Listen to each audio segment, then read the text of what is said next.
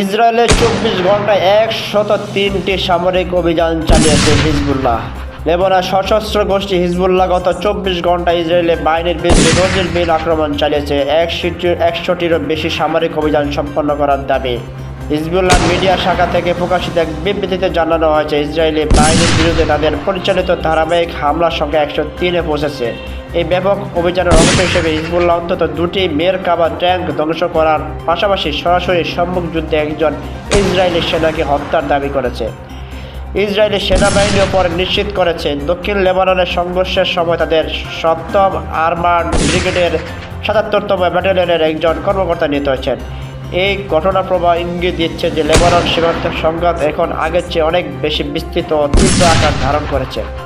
গত ২৪ ঘন্টায় হিজবুল্লাহর রকেট হামলা ইসরায়েলের উত্তরাঞ্চলীয় জনপদগুলোতে চরম আতঙ্ক সৃষ্টি করেছে, বিশেষ করে আপার গ্যালিলি অঞ্চলের মিতলা বসতি সহ হাইফা উপসাগরীয় এলাকায় একযোগে বিপুল সংখ্যক রকেট আঘাত হানে। এলাকা অন্তত ৩০টিরও রকেট একটি বহর আঘাত হানলে ওই অঞ্চলে জরুরি সাইরেন বেজে ওঠে। ইসরায়েলি সামরিক সূত্রগুলো এই আক্রমণকে যুদ্ধ শুরুর পর থেকে সবচেয়ে তীব্র হামলাগুলোর একটি হিসেবে অভিহিত করেছে। রকেট হামলার পাশাপাশি হিজবুল্লাহ ড্রোন এবং নির্ভুল ক্ষেপণাস্ত্র ব্যবহার করে তাদের আক্রমণাত্মক অবস্থান আরও শক্তিশালী করেছে।